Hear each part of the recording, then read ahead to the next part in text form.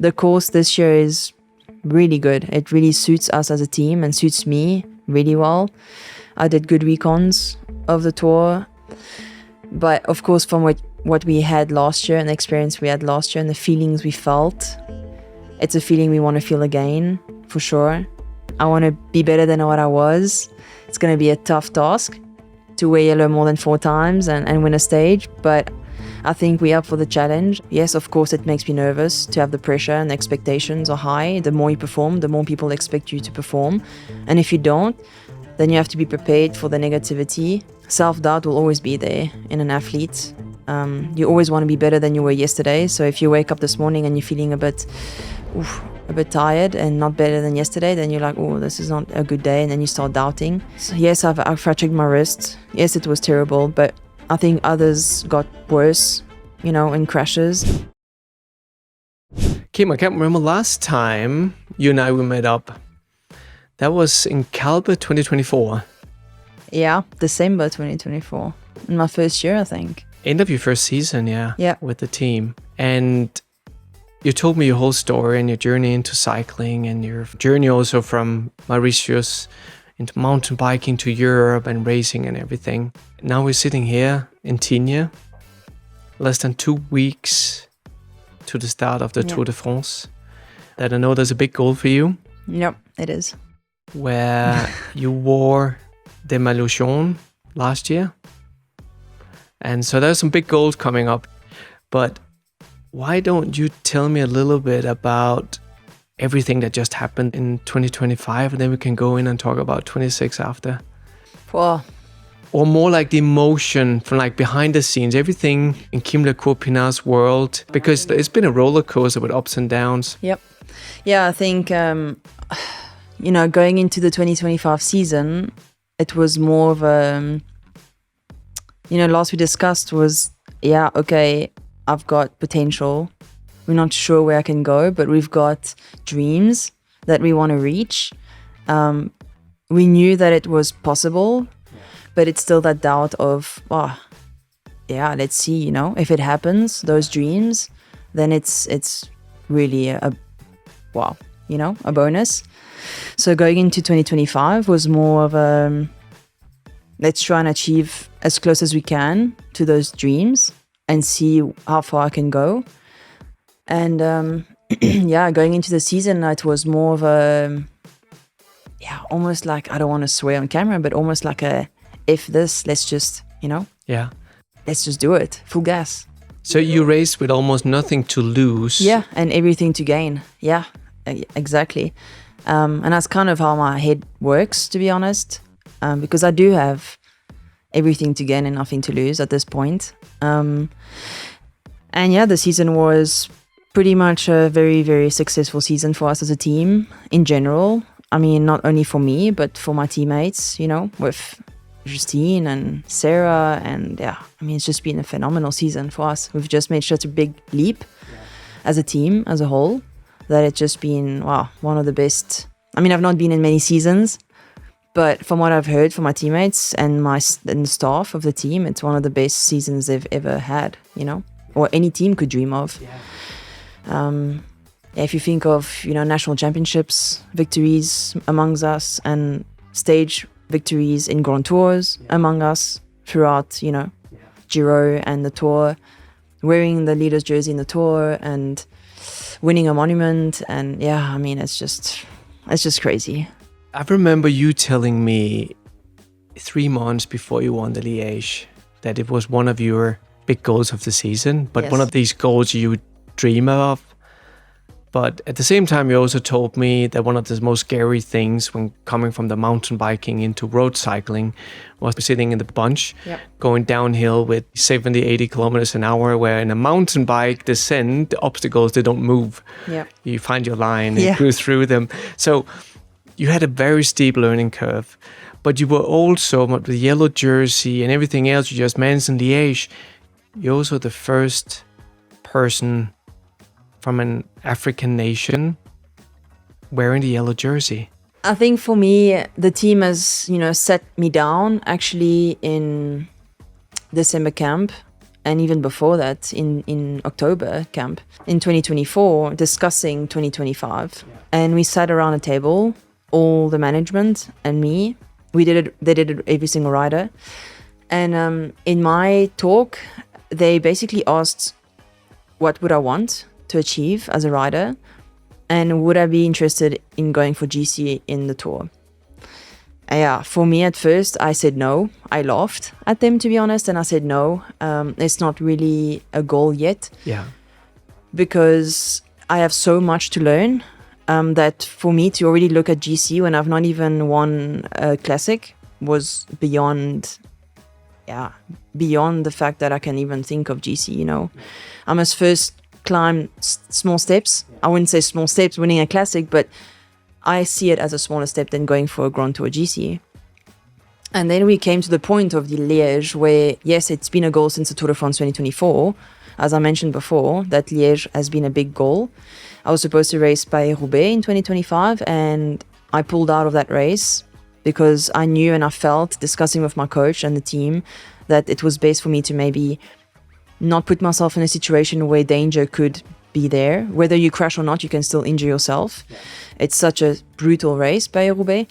So we decided the week of the race to just pull out and, you know, put all my eggs in one basket and go full for Liège. And it's the one race I trained hard for and believed in it a lot, me and the team. And, you know, when you believe in something, you go all in or nothing.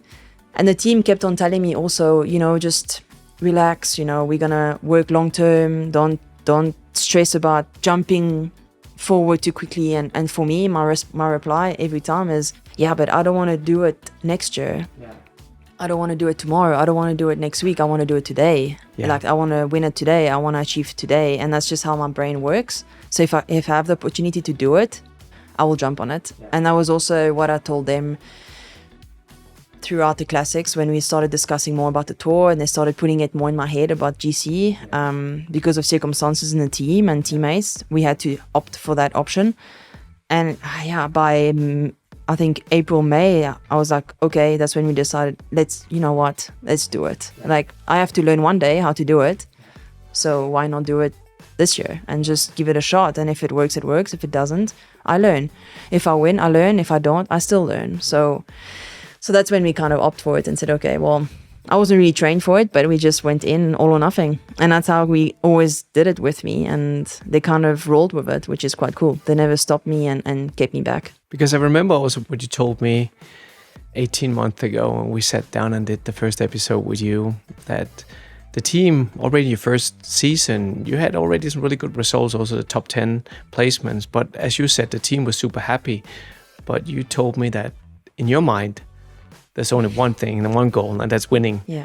You know, everything else just doesn't count. Yeah. Yeah.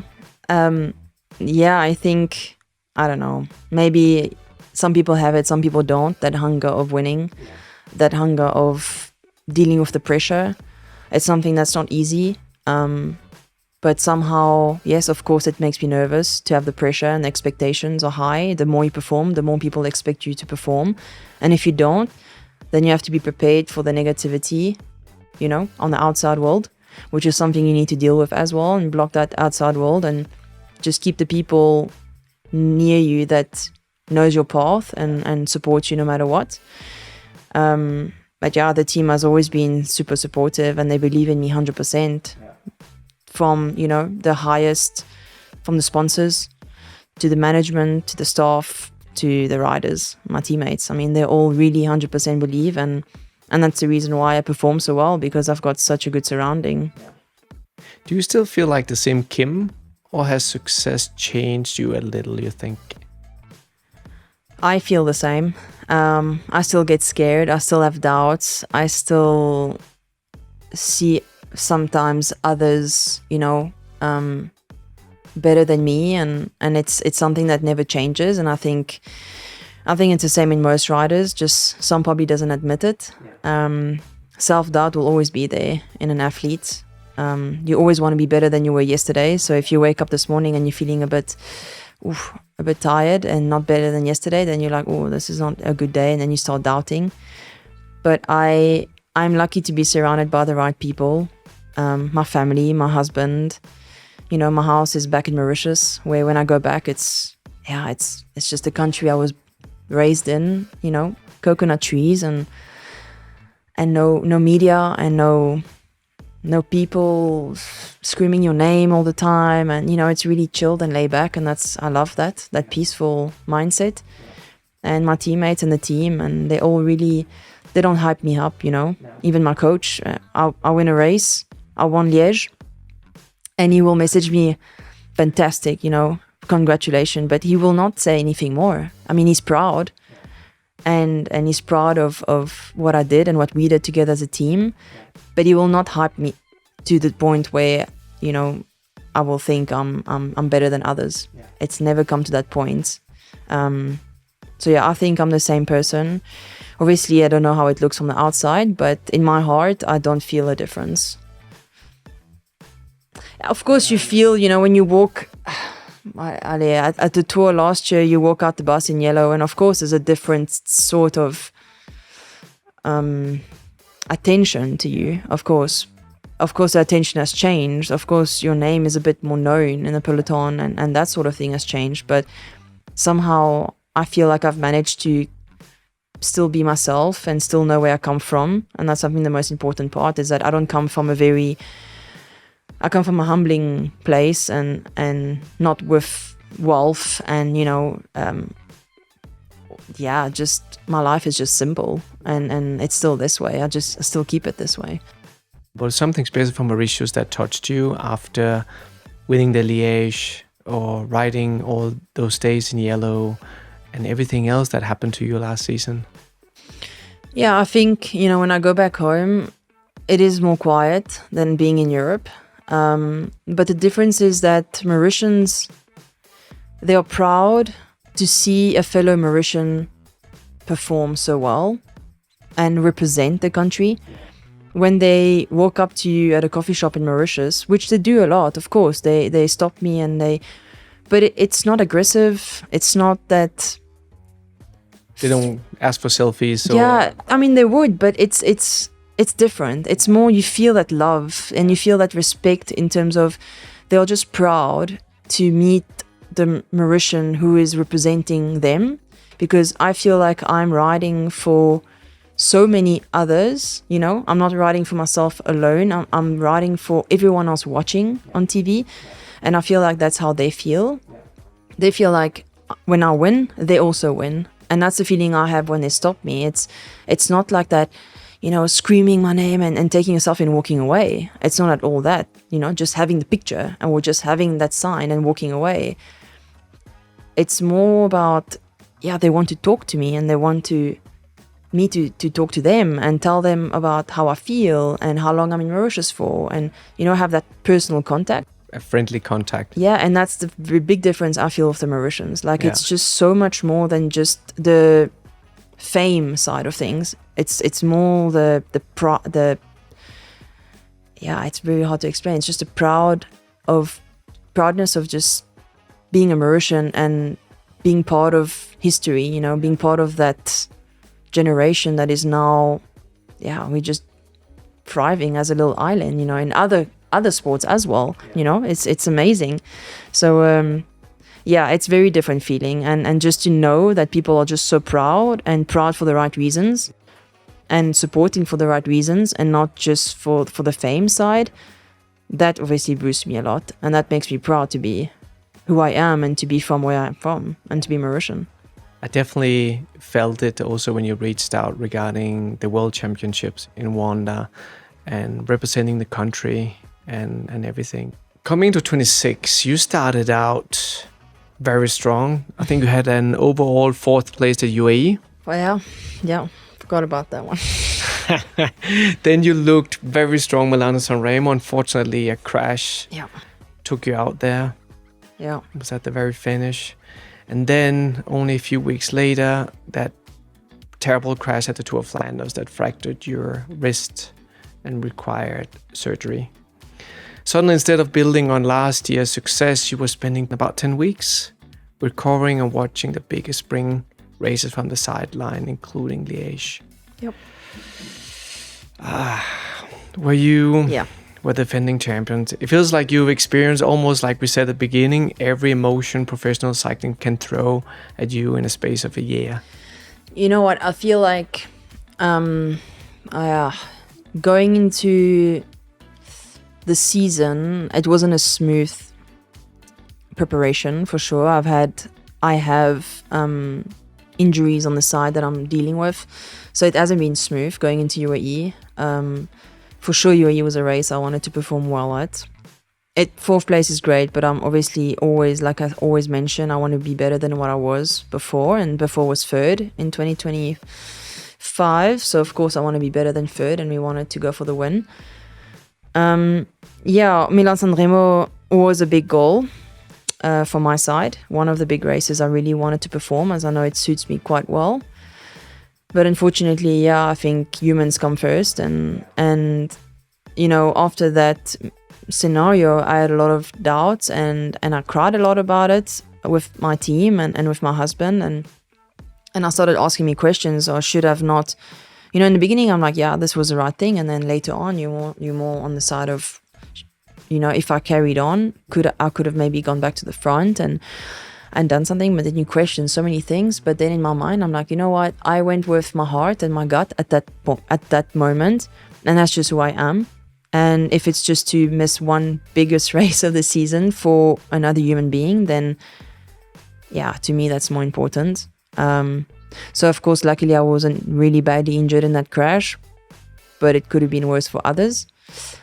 And it's just a bike race at the end of the day. We're here doing our jobs, and it's important, of course, but a life is more important. Yeah, of course, Flanders, Flanders was a big goal. Of course, for everyone it is. It's one of the biggest races on the calendar. And I felt really good. And I just wanted to turn the page, because I've had really bad races. Strade, we went off the road and I got the puncture before the biggest part of the race. It was just terrible. But I also feel, last year I came out the season saying, I'm just so lucky. I'm lucky with where I am, but I'm also lucky because I'm just not experiencing bad moments on the bike. And I told my husband, I know it's coming. I know it has to come, I can feel it's coming. I'm not wishing for it, but it has to come because I need to learn. I need to learn how to deal with it. I need to learn how to overcome these obstacles because I've never dealt with it. So of course I'm loving my life in 25 because everything is going smoothly. All the goals are going well, and things, I'm achieving what I want to achieve, and we're achieving as a team. But what happens when it doesn't go well? How am I going to deal with it? And it needed to happen. Of course, happening it in the classics and missing the biggest, ardent races and the races I want to defend my titles at really sucks, but it had to happen. And I have to learn and move forward from that. It's been a tough time. Lots of doubts, lots of questions of when I will come back. But yeah, it is always worse. Yes, I've fractured my wrist. Yes, it was terrible, but I think others got worse, in crashes. And yeah, it is what it is. It's part of the game, and it's part of the risk we take when we do the sport. And it's part of the beauty of the sport as well. Was it the same wrist that you were having issues with? No, it's the other one. Okay. No, it's the other one, but it's fine now. At least I'm disabled in both hands. No, I think tough times makes people tougher. So it needed to happen, and we needed to deal with it as a team in general, not only me, but as a team as a whole. Yeah. Restructure and kind of refocus and just aim for other goals and move forward. Kim, when I was watching you at the Tour de Suisse, you immediately look like yourself again. Yeah. How was that moment? Did you feel, okay, I'm back? Yeah, I think I was supposed to initially come back at Burgos, but there was complications with the wrist. So the team decided to let me stay in Mauritius longer. Just physically, it's better. I had the people looking after me there, and mentally also better. Yeah. I'm with my husband, with my family, I'm home. So for me, it's better recovery. And Swiss was obviously the next race, which is not easy to come back from injury, surgery, with not knowing where your form is. after 3 months of others racing, Giros and Grand Tours and having really good form, and you're not really knowing where you are, and only having a month and a half of good training. So it was really a doubt time, but the team believed. They really did. We went into Swiss with me as a GC rider, and they really did believe, and everyone was glued on. And to be honest, I went into Swiss with no pressure. The team didn't put pressure on me either. We went in to want to go for the best result, but it was more of a, take it easy, no stress. This is not the biggest goal. Just do your thing and find comfort and find joy riding your bike again, because that was something I really struggled with since the surgery. And I did. It was amazing. It's good weather. It's beautiful scenery. Good teammates, good staff. The food was great. I mean, there was nothing to complain. Just the early mornings was terrible, but it was great to be back on the bike. And really, I fell in love with cycling again. And of course, the results showed that I was somehow in a good shape. Not where I want to be yet, but not too bad for the amount of time I had on the bike. Yeah. Kim, now we're sitting here in Tignes, 2 weeks away from your second Tour de France Femmes. 12 months ago, you arrived at the Tour as one of the outsiders. This year, you return as one of the riders everyone will be watching. The expectations are different, your role within the team is different, and after everything you've been through this spring, your perspective might be different too. When you rolled down the start ramp on stage 1 in Lausanne, what do you want to achieve over the next 9 days? To be honest, I'm very excited. We've been looking obviously to this race for a long time. It's the main race on the calendar for, I suppose, every single team. But of course, from what we had last year and the experience we had last year and the feelings we felt, it's a feeling we want to feel again, for sure. As I said, again, I want to be better than what I was. It's going to be a tough task to wear yellow more than 4 times and win a stage, but I think we're up for the challenge, and the course this year is really good. It really suits us as a team and suits me really well. I did good recons of the tour, and we're really feeling positive about it. I don't think I'm going to be a favorite, to be honest. I think I'm going to be an underdog, which is a better position to be in. I'm happy to be there as an underdog. I believe so for the GC, of course. I mean, I've never really potentially showed what I could do in GC and on the climbs. Okay, at Swiss, I showed a little bit. But I've never really gone for it fully. Last year, I decided against a team to go for Sarah. So I've never really 100% committed. So it's exciting. The route is really exciting. Stage 1 is, it's a good stage. Of course, I'm very hungry, and all I can say is I want to definitely go for stage wins and wear yellow. And I want to step on that podium at the end of the 9 days. For sure, it's the goal. Take one day at a time. Exactly. Yeah. So let me just put it in a different way. If you and I are sitting together after the final stage, what would make you say that was a successful tour? Everything you just said, or you mentioned a lot of times already, like the team spirit, wolf pack, which I really like. Yeah. It's not all about the individual, it's the team. Yeah. I think for me personally, it would be that you finish the tour knowing that we did everything we could as a whole. That we followed exactly the team plan to perfection. And we put all our energy in each other's roles that we had, starting the tour. And that when we finish, whatever the results, that we know that we left everything behind with no regrets. And the trust was there, the belief was there for one another to the last second of the tour. That for me would be, of the result, of course, everyone, we want a result. And of course, we have goals to get results. We have goals to wear yellow. We have goals to win stages and to be in that GC podium. But I think as a whole, you can get that and not get the teamwork. But I'd rather get the teamwork with no regrets, and everyone as a unit, as a whole, believing in each other from start to finish, from the riders to the staff, and finishing and knowing, okay, we did absolutely everything we could to get the best result together. For me, that's a tour achieved. And I believe that if we do that, then the result cannot not come. It has to be there. Yeah. We've proved it last year. Last year, the team we had, we were one unit. You know, I could close my eyes and just follow my team, and that's how I felt. And they are my sisters now, and it feels like a family for me. And that's the spirit we need to have going into a Tour de France. It's going to be tough. It's going to be really tough. There's going to be tears, and there's going to be joy and doubts and anger. But throughout it, we need to fight it and you know, find each other. And yeah, the wolf pack is,